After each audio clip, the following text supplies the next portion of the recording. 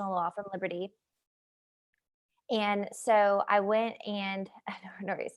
I went and had done that because I wanted to understand from a legal perspective, right? How does the UN work? How does the government from an international level work? How do states work, these treaties? What is the importance of human rights law?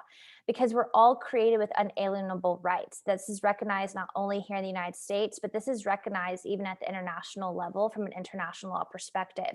The UN has created laws to protect human beings. This is all part of the Declaration of Human Rights. This is something that all the nations had signed on to.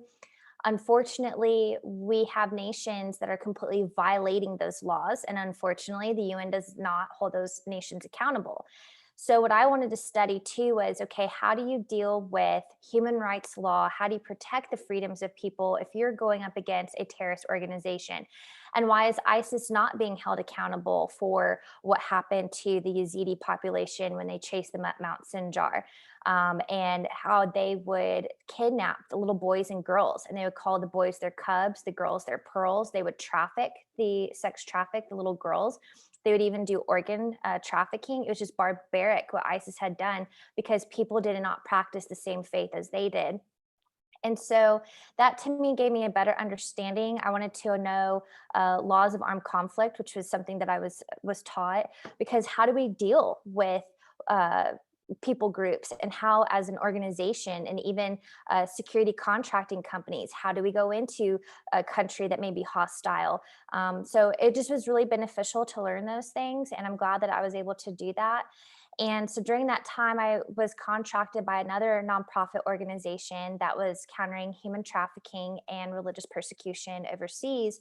But they were also countering human trafficking right here in the United States, because according to the State Department's Trafficking in Persons report in 2019, the United States was ranked #1 for human trafficking, which is just astounding to me because that shouldn't be happening, but it is.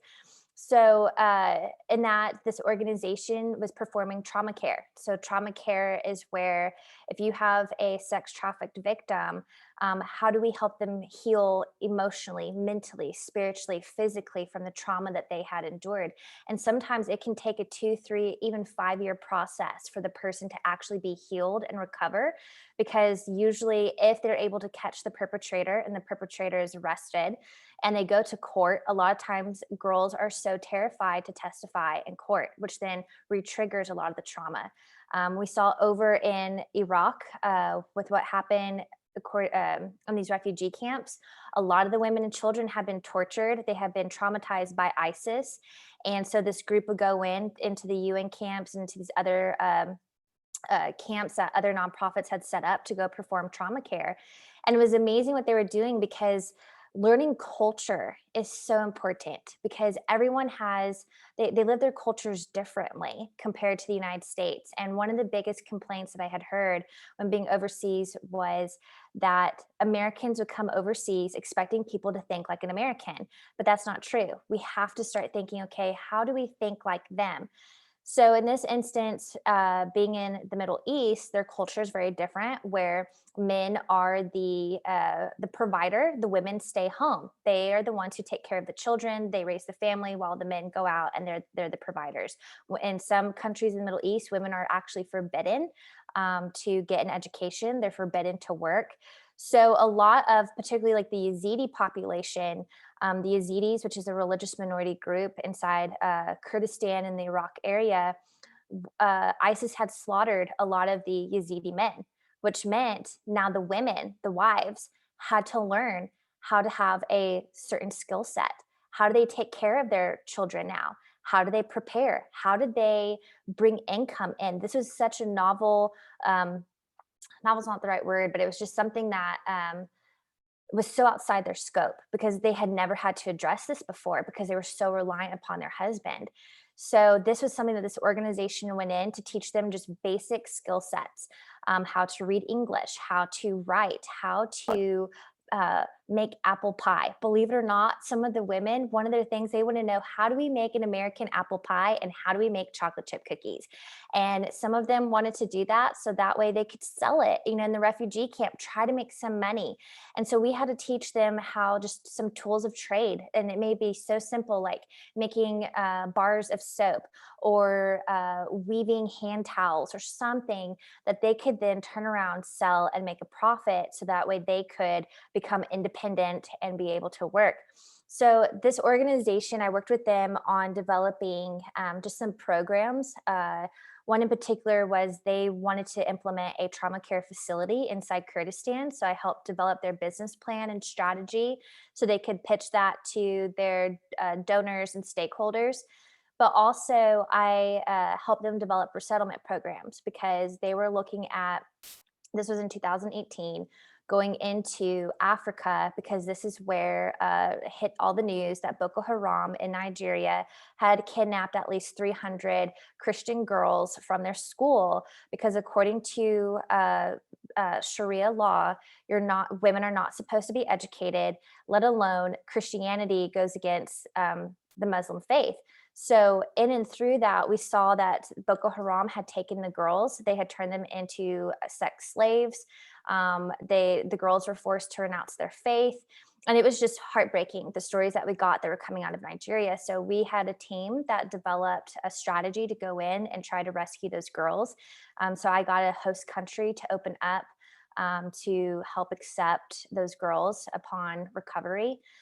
So that was something that I had worked on as well. Unfortunately, that mission was not as successful, because you're dealing with a different type of terrorist organization, and it was just brutal. And we were not able to get a lot of girls out on that one. And so it just was eye opening to me. And it was something that I was so passionate about, because I don't believe that people should be suppressed and oppressed for what they believe in. So that helped spark my passion to want to continue to fight for freedom, continue to fight for the rights of people, human rights. So in 2019, I went ahead and started my own organization called Freedoms Fund USA. The intent was to counter human trafficking, religious persecution, extremism, these different things that impact our freedom, that impact our national security. Because what a lot of people don't understand is that what happens overseas actually impacts us right here at home. So I was thinking, okay, great. You know what? We will counter this abroad so it doesn't impact us here at home. Well, then we saw COVID hit in 2020, and everything internationally shut down. And so we weren't able to get overseas, we weren't able to move forward. So I had to really shift my focus on, okay, well, what do we do right here at home? How do we protect freedom here at home? And I saw that, okay, human trafficking is on the rise. I saw that religious persecution is happening right here on our own soil. There's extremism happening, and freedom, we're like our rights are being stripped away. So I realized, okay, let's just start working here at home. Let's work on America, and then when the right doors open, we'll go back overseas. And so that's what we've been doing over the past year. Is just really focusing on educating Americans right now what freedom is, what's their constitutional rights, what is human rights law, what is national security, why does national security matter? So that is where I'm at today, and that is what we're doing here with Freedoms Fund USA, and just doing what we can to make a difference and try to bring awareness and open up minds to see just how everything happens, even from just a national security level. Yeah, wow, that was a wonderful exposition. Like I had so many good questions, and I was trying to jot them down without like typing too hard on the keyboard. So the biggest thing that jumps out to me is that clearly, and I mean this in the best way possible, you are on a mission, you Mhm. know, because for all your successes, you've also talked about so many different obstacles, Mhm. COVID, different cultures, uh, you know, uh, civilian casualties in war that radically alter a population. Mhm. These things are very real. You have very real challenges. Is it is it safe to say, and could you maybe reflect on, it's your is it correct to say that maybe your just steadfast like love of freedom, and is that what keeps you going? Mhm. Because it might dissuade a lot of people. I mean, I think it's fair to say that it does dissuade a lot of people, because that's, and the proof of that is because the work you're doing is so necessary, Mhm. if that makes sense. Sure, it does. Yes, so I'm definitely on a mission, and I would say what really kind of sparked that again is just everything I learned, even just from a young age, being interested in government and international relations after 9/11. To really understand, why are there people that are against freedom? Like, why do they not understand, what is this? And when I spent time overseas actually meeting some of these families who literally, I mean, it changed me when I came back to the US, because I'm a person of faith, and my faith was challenged when I was over there, because when I saw that these refugees, they shared with me that they lost everything.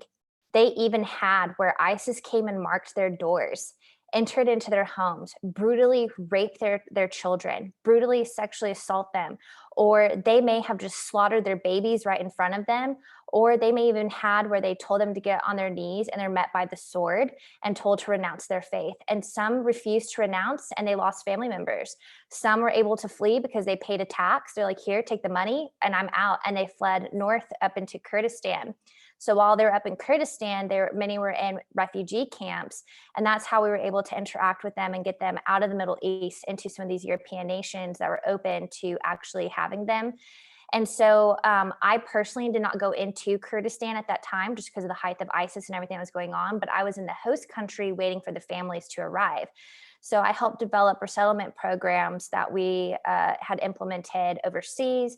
And I was on the receiving end, so to speak. And when meeting with the families and hearing their stories and what they went through, some even began crying. They were crying because they were so grateful to now be in a safe place. They were crying because they were so grateful that they can worship God without fear of retribution, without fear of persecution. And I saw that and I came back to the United States and I was like, wow, so many people just don't get it. They don't get how great we get to have our freedoms. We don't have to be fearful of being met by the sword, so to speak. We don't have to be fearful of making a choice. Do we keep following God or do we renounce our faith? And I think that was something that I was so passionate about, because the more that we take our freedoms for granted and the more that we just kind of dismiss them, or like whatever, and have this kind of whatever attitude, um, what's to say that what we saw in Iraq doesn't happen here? What's to say what happens in Africa doesn't happen here? Or what's to say what happens in China? I mean, major persecution happening in China of people who don't believe in what the CCP, which is the communist or China's Communist Party, if they don't believe what the CCP is doing, or even look at North Korea, what's to say that if we lose our freedoms here, that we don't become like those nations? And so I'm seeing a lot of similar trends right now that's happening here in the United States of what I saw overseas. And so I'm trying to prevent that from happening, because I don't want us to endure what I saw overseas. I don't want us to endure what I heard from those refugee families. And so that is why I'm on a mission to protect freedom, to try and educate as many people as I can about their constitutional rights, let alone what national security means. What is national security? It's about the security of a nation, and you interact with these different intelligence communities and these different government entities, and why securing a nation is so important. And so I'll talk about, a lot of times I talk about the CCP. I'll talk about human trafficking. A lot of times people don't understand how human trafficking impacts our national security from the standpoint, the US, when you look at some of these maps of the flow of victims coming in and out of the United States, there's a large output of men leaving the United States to go and victimize women and children. But then the flow of them coming into the United States is just astounding. I mean, so many children from all around the world are coming into the US and they're being trafficked. And so a lot of that impacts our national security as well. And same thing with religious persecution. When we start seeing people being persecuted for their faith, I saw and was looking at different trends in the Middle East. And I know I keep using the Middle East for an example, but what's interesting is that if you start eliminating people groups, whether it's a race, whether it's a class, whether it is a religious purpose or even political beliefs, you start eliminating these people groups, it's ultimately going to create destabilization. Well, what does destabilization do? It weakens society. It weakens the economy. Now your economy is impacted. Now things are tanking. Now things are at a destabilized situation where when you have that moment, that is when then it creates a vacuum. Well, then who's going to fill that vacuum? Well, in the Middle East, it's been terrorist organizations. They fill that vacuum. And now they've capitalized off of the destabilization because they're now trying to enforce their power, their will now upon the people. And so that is why I'm just so passionate about helping protect people groups, doing what we can to just ensure that their rights are protected, that they have freedom. And, like I mentioned earlier, we're all created with unalienable rights. They're God given. And that is something that is stated here in our US Declaration of Independence, as well as even from an international law standpoint. Yeah, yeah. I mean, yeah, and the way you describe it, it makes it so visceral. Um, oh, I have a question. I have a question from the audience. What is your advice for students who have a passion for a particular issue on how they begin to get involved, and how they can grow that participation? So basically what you do, the same idea, but generalize it for any issue or passion or drive. Sure. So I'm gonna split this into to two groups. First off, if you don't want to start an organization, if you don't want to start your own nonprofit, but you just rather go do something that you're passionate about, I would say go find a nonprofit organization that you are passionate about, that you can volunteer and participate with them, and just learn from them. Learn about these issues. I'm also a big fan of internships. And if you can find an internship where, whether it's a government entity, whether it's a corporation, or even if it's at a nonprofit that specifically hones in on the things that you are passionate about, do that. Intern, learn. I mean, there's so many ways that you can learn about the things that you're passionate about. And like in my case, I interned for a US congressman, interned at a law firm, and then I went and I worked in the media industry, and then I went on to help rescue persecuted Christians and religious minorities. And I took all those experiences to where now I've been able to develop my skills and talents and understanding, and I've taken that and started my own nonprofit.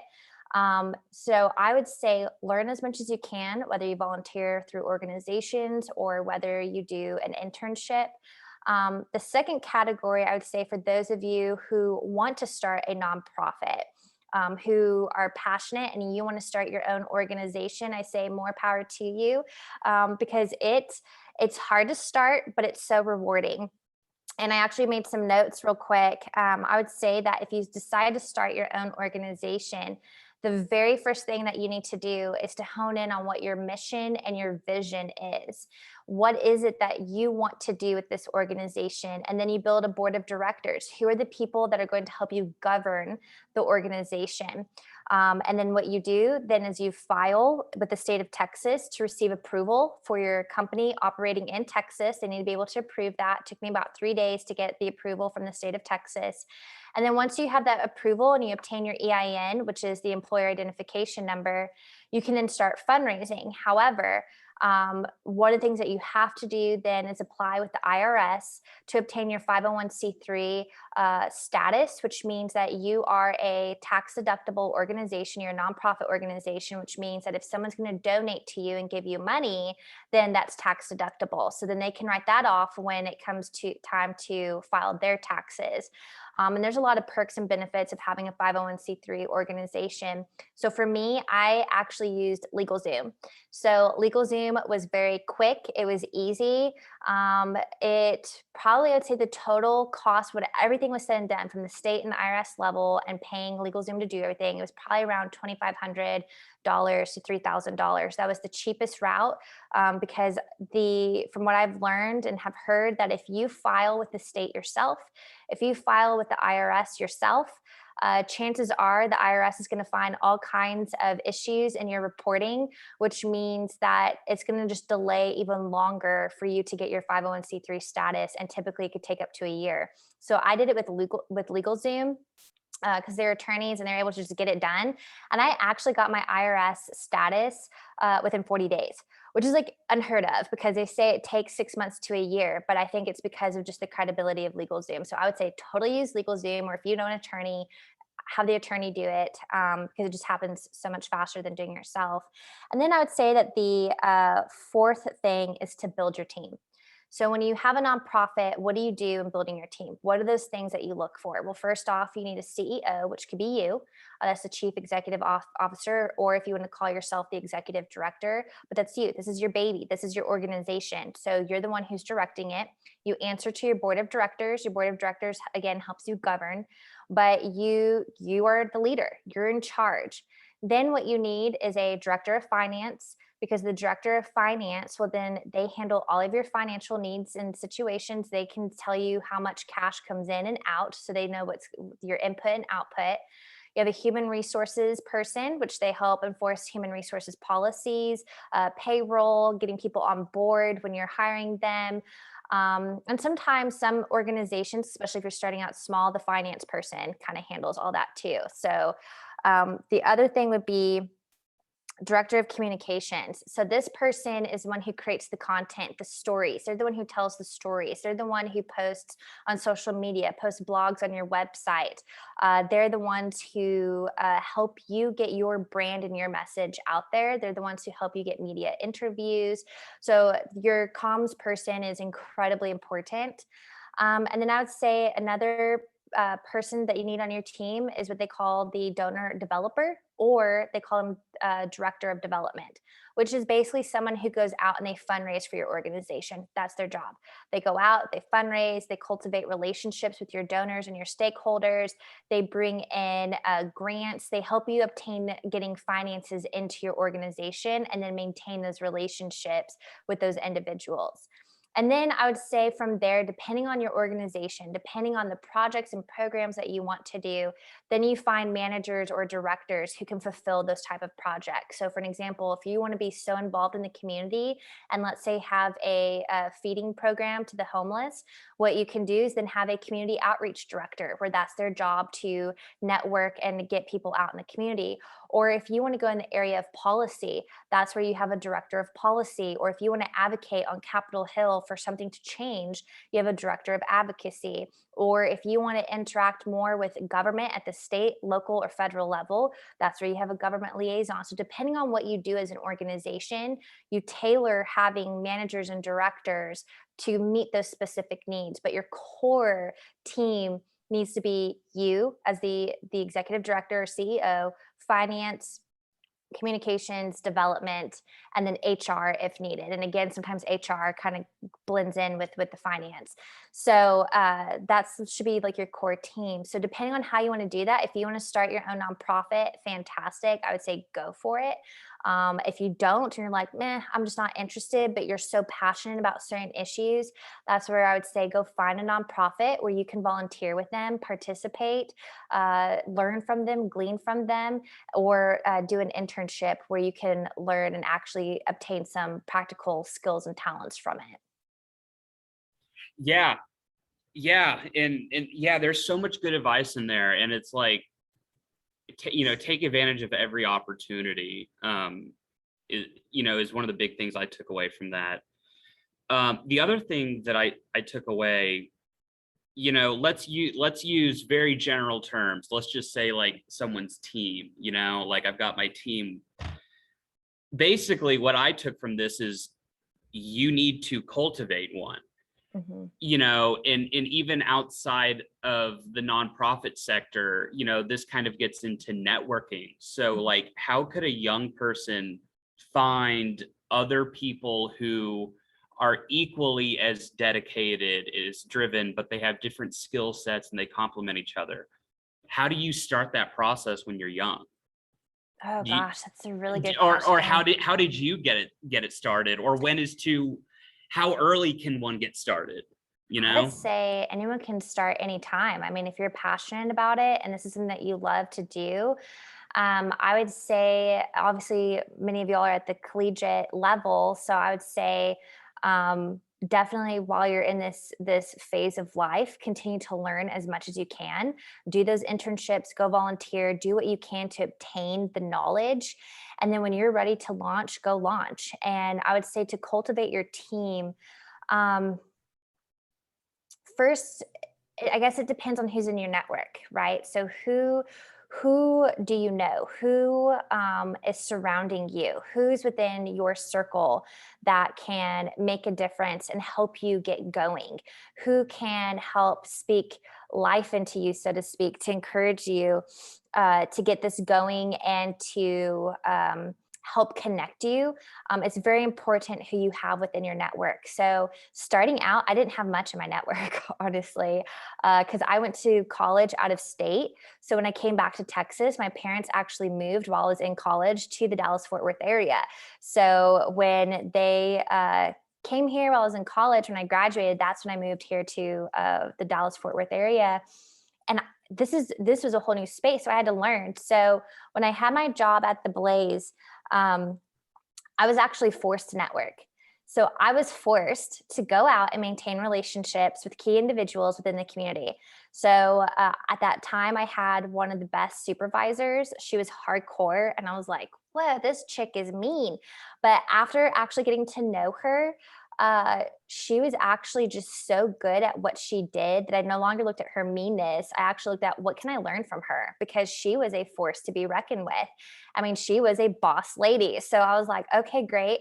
So I learned from her, and she was just like, look, you go into these different groups, these different networking events, you go, she's like, you just start meeting people, start introducing yourself, just start saying hello, have a two minute elevator pitch of really like a 1 minute elevator pitch of who you are and what you do. So I was like, okay, and I tried it and it was intimidating, but then I started developing friendships and I would have the friends go with me to these networking events. So then I wouldn't be the only one who's going there. So if it kind of got a little weird and awkward, I could go talk to my friend over here. So, but I would say to network and how you even start looking into networking. Where do you go? For me, because I was in the media industry and dealing a lot with government and dealing a lot with politics and policy, I went to uh, political groups, political organizations. I went to groups that focused on policy, and I became members of their clubs throughout the city. I went to different social events that were taking place of like minded individuals. I went to social clubs of people who were my age. So, some of the for an example, there's the Dallas Young Democrats. There's also the Dallas Young Republicans. So going to those clubs that have people my age that share similar beliefs and values. So stuff like that, I would say that's the best way to start networking, to just kind of develop relationships, let people know what you're doing. One of the questions here is an elevator pitch. So an elevator pitch is basically in 1 minute, you're going to describe who you are and what you do, because people's attention span is very limited. It's just not there. So let's just say you're in an elevator with someone and someone that is super influential just walked on the elevator. What would you say to them? Why should they get to know you? So that's why they call the elevator pitch. So in this case, when I go in and I see someone, I just say, hey, my name is Ashley Smith Thomas. I'm the founder and CEO of Freedom's Fund USA. I work to protect freedom and national security. I'm a strategist on Fox Radio, and I'm an Academy Fellow at the Heritage Foundation. This is why you need to know me. I'm working on protecting freedom because did you know that your rights are under attack? Boom. I mean, just something like that. That's just an example, but it's just quick to the point where then it engages conversation where the person goes, huh, can you explain to me why my rights are under attack? Can you explain to me freedom? Can you explain to me national security? Oh, when you say intelligence, what do you mean by that? So it's just taking a brief synopsis of who you are and condensing it down into just like a 1 minute or 30-second just pitch real quick, because again, people's attention spans are just not there, and so you just got to make it creative and fun, and a neat way to engage the conversation. um, Let's see. There's another question here. How do you think the aftermath of 9/11 affected American children? And do you wish Americans had a different perspective on terrorism that is not within US borders? That is a really good question. Um, I think 9/11 did affect the American children that were directly impacted by it. So those who lost family, who lost loved ones, who were actually impacted it directly from with what happened in New York and what happened at the Pentagon, even what happened on the flight United 93 there in Pennsylvania. Um, I have done some research, and believe it or not, there's a corporation, kind of like a government type corporation research entity, and it's called the RAND, RAND Corporation. And they did a study probably about a year or two ago where they said that millennials and Generation Z, about I think it was either 40 or 60% of this generation does not care if the United States gets attacked again by a terrorist organization. So that means that they don't care about national security, which is why I'm so passionate trying to get people our age to understand the importance of national security and what that means. So I would say because of that shift, that probably students who may not have been American children who may not have been directly impacted by 9/11, they know it was a historically horrible event, but because they were not directly impacted by it, um, they probably have just lost interest and just don't care because according to that Rand report, that was just such a shocking statistic when I saw that. But I do wish that Americans had a different perspective on terrorism that is not within US borders, because within US borders, we're dealing with inside our country right now. We are dealing with failed and flawed immigration reform and immigration policy. And what I mean by that is that due to the open borders that we have right now, it's actually opening up for different people groups, including terrorists, to come across the border because we are too busy fighting politically on the best way on how to handle the immigration situation. So while there's so much fighting going on, Border Patrol is trying to process, but they're limited right now of how they can process, which means the vetting process.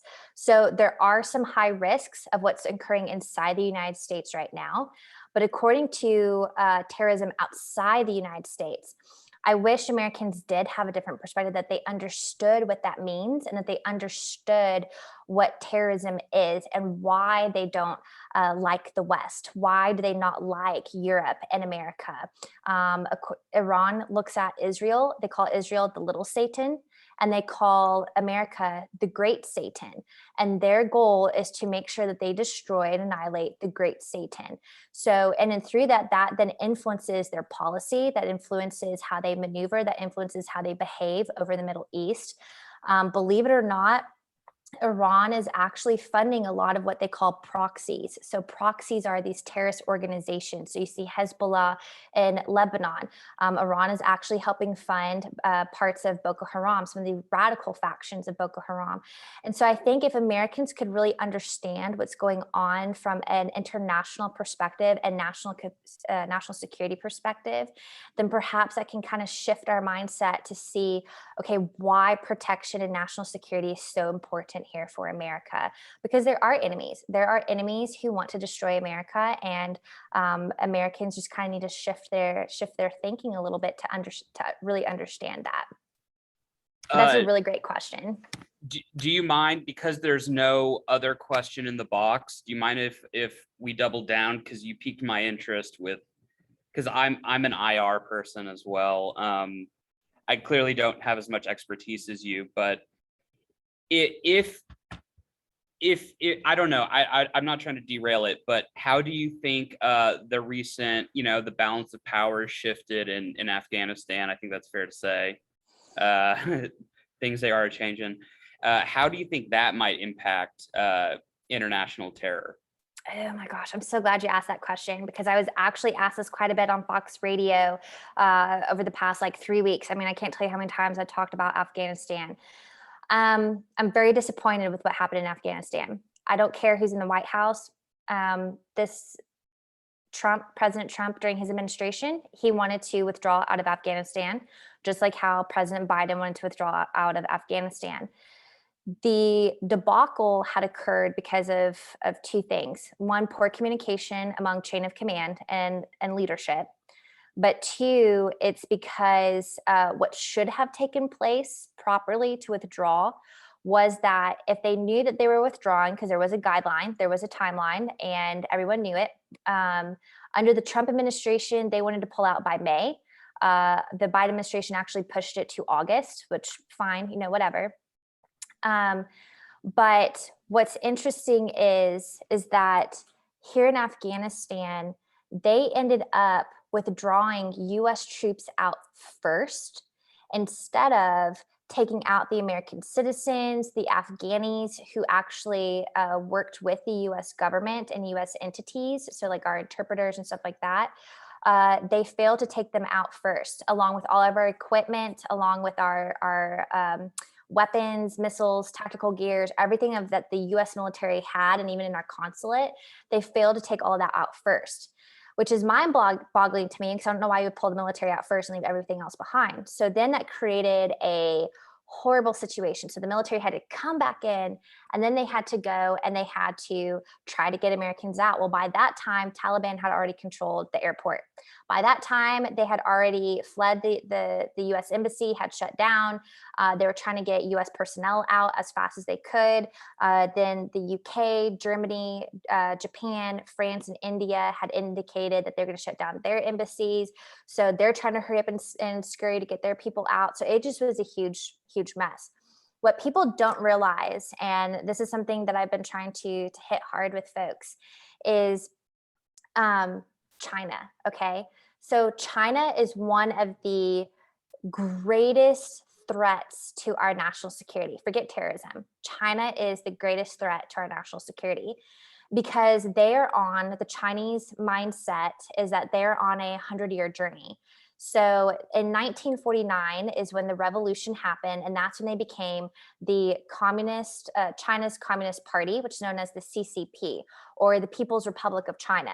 So this is a communist regime who the government is in full control. They suppress the people, and there's no other god except the president of the country. So this stance is President Xi Jinping.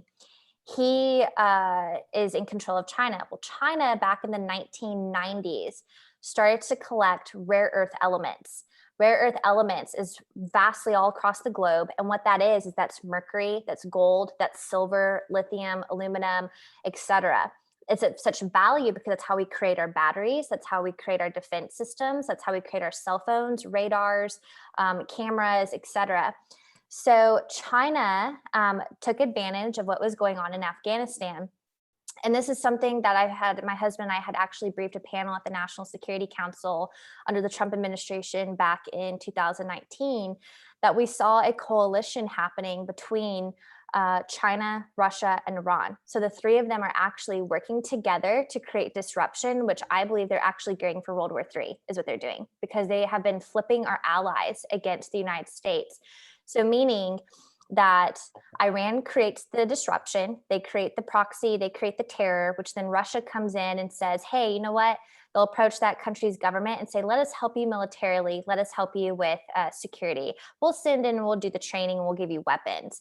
Then China comes in and says, hey, we'll help you economically. We'll do it's called Belt and Road Initiative.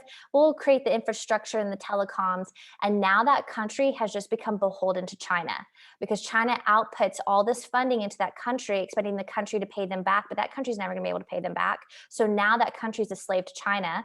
And now that they're a slave to China, that means that now they're no longer allies of the United States because they're flipping their dependency off the United States. So I say all that to say that with Afghanistan, right, with what had happened, such a horrible situation, but China did not evacuate their consulate.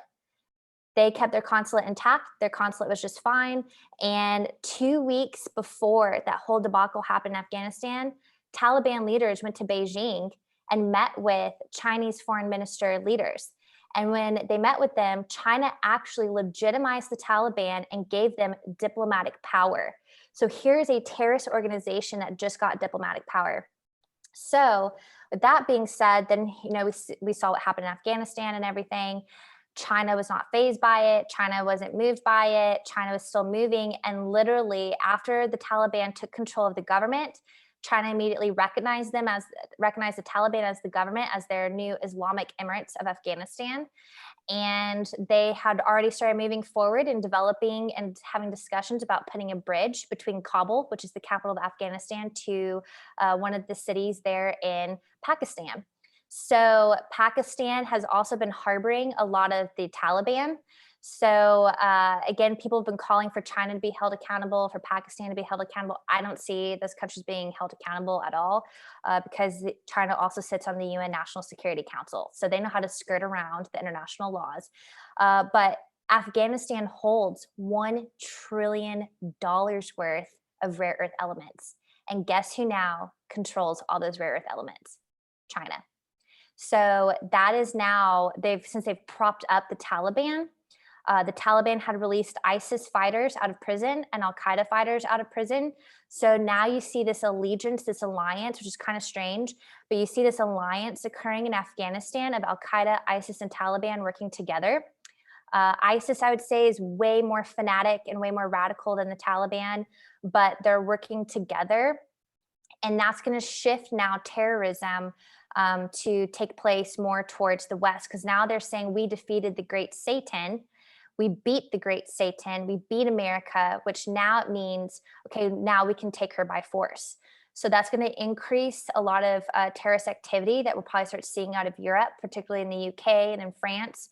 And then you'll start seeing it here in the United States. So for an example, shortly after the situation in Afghanistan, they call them lone wolves, which is just one-off individuals who are radicalized and are doing it for the sake of the Taliban or ISIS. But there was a lone wolf incident that just happened shortly after Afghanistan, right here in Plano, where a guy had killed a Lyft driver, and he took a note, and then he went to the Plano PD and shot up the Plano PD, in which the guy ended up getting shot himself, and he didn't make it, or I think he did make it. They got his picture, but they shot him. And so he was one of those lone wolf situations. And then we also saw where here recently a Syrian refugee had pled allegiance to ISIS, and he was planning a church attack in, I think, Pennsylvania. So it is disconcerting, because what happened in Afghanistan and showing that the Taliban so-called won is now emboldening terrorists, and it's emboldening even the lone wolves, so that now they can take action because America has been defeated. So it just sets a horrible precedence, in my opinion, and it's very disconcerting where we're headed, because the world is now not in a safer situation. We're actually in a more high risk situation on the global front because of what happened in Afghanistan. And it doesn't help when we have allies now that are not trusting the United States. After what happened with Afghanistan. So never before in US history have we had a country that wanted to hold a US president in contempt. So the UK wanted to hold President Biden in contempt with what happened in Afghanistan. In terms of the stating that US is #1 in human trafficking, can you explain how it's possible and what the connection is to immigration, particularly illegal immigration? I'm so glad you asked that question, because this is something that I have been talking about a lot lately as well. Been watching what's been taking place. So my husband, he has his own security intelligence consulting firm. He's former military. He was Marine Recon, did some stuff with the government. So he has a lot of connections and a lot of dudes who are down at the border who give him sources and intel and information. There is a connection to the human trafficking and what is taking place at the border. What is interesting is I'm curious as to what the State Department will come out this year in 2022, when they release their trafficking in persons report for 2021, what that will look like this past year. But in terms of the human trafficking and the illegal immigration, what we're seeing down at the border right now, particularly here at the Texas and Mexico border, is that Dallas, Fort Worth, and Houston are two of the major hubs for human trafficking because of the large highways and the corridors that are taking place here in our cities. The ones who are actually doing much of the trafficking is the cartel. So the cartel, in my opinion, should be deemed a terrorist organization based on their power, the greed, the money, and how they create fear to influence political outcomes, and how they also use fear in conducting their business. They have been trafficking weapons into the United States. They've also been doing drug trafficking, much of which is fentanyl, which is actually coming from China. So China is actually funneling fentanyl through Mexico into the United States. The cartel has been trafficking young girls and young children. Uh, Back in, I want to say it was April of this year, it was reported that the cartel had earned, based on just the human smuggling and human trafficking that was taking place, they made $14 million per day.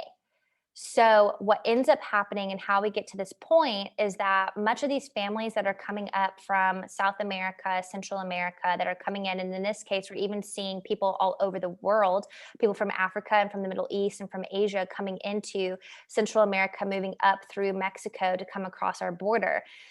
When they hit our border, let me back up. In Mexico, there's checkpoints, and there's been at least 30 checkpoints inside Mexico. Well, the cartel controls those checkpoints. So these families, or even just individual males, have to pay the cartel to pass that checkpoint.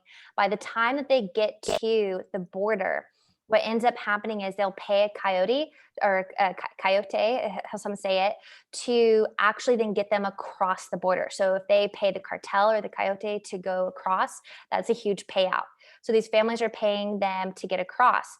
Unfortunately, there have been numerous children that have come across the border where the coyote will take them and just drop them alongside the river, or take them kind of into Texas, like so in this case, Del Rio or El Paso, kind of out in the high desert. Take them, drop them off, and then Border Patrol happens to drive by and find them. There's like children that are just wandering out in the desert by themselves. So there's a lot of tie to the illegal immigration that is taking place. Something that is quite controversial. It's what is happening when they say that you're locking up children in cages. So what does that mean? Well, that was actually a policy that was implemented under the Clinton administration, and moving forward, presidents have actually implemented that. And it's not necessarily children being held in cages. It's during the processing that takes place of the vetting, because there's been so many children coming with single adult males that they have to make sure, okay, is this individual indeed the father or the brother, the uncle of this child? Or if there's family units where there may be a family that comes in, but they got all these kids, okay, is that really their mom and dad? So they have to do the vetting process to make sure, because there's actually been traffickers who come in and say, I'm this child's dad. And when they separate out the child from the so-called dad, then they find out, okay, that is not the child's dad. That is actually a trafficker. And in some cases, they find out if the child is unaccompanied and the child is by him or herself, they find out, okay, well, they actually have a family member that's already here in the US. So that's where then the children get sent to these so-called like detention centers while they're being processed, so that then they can fly and go meet their aunt and uncle in Houston, or they can go meet their mom and dad who may be in New York, or whatever that situation is. But there's a lot going on here in the illegal immigration crisis. Human trafficking has actually increased greatly because of it. We have a friend that is a former, actually he's retired ICE agent. He was in HSI, which is Homeland Security Investigations, and he not ICE, he was Border Patrol. That's what it was, Border Patrol and HSI. And he was sharing, like, his expertise was investigating human trafficking cases, and he shared how human trafficking is greatly increasing because of the illegal immigration that is taking place, because the cartel is driving these women and children across the border. And then there's stash houses all along across the border where they're forcing these women and children to be into, and then they're buying and selling them.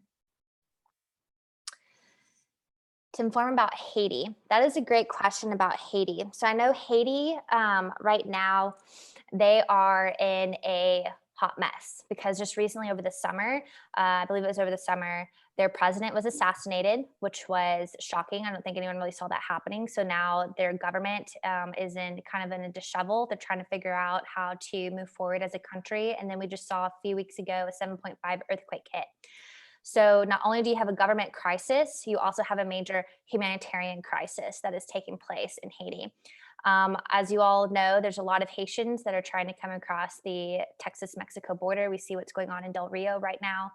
The problem with what is going on in Del Rio, and from what we found out, was that many of them are not currently just coming from to uh, Haiti to Del Rio, because people are wondering, well, are they swimming across the Gulf? Are they taking a boat? How are they getting here? Many of them have actually been staying in or already became citizens of a country in South America, Central America, or in Mexico. So there's actually a large Haitian presence in those regions. And then now the fact that we have an open border policy in place, that is why now they're moving forward to enter into the United States, because we have currently a political situation that is allowing immigrants to come across illegally without having any really, basically they're just allowed to come here illegally because there's not really proper vetting and processing to go through. So that whole situation is taking place right now. Pertaining to Palestine-Israel conflict, that is a good question, and that one's quite tricky.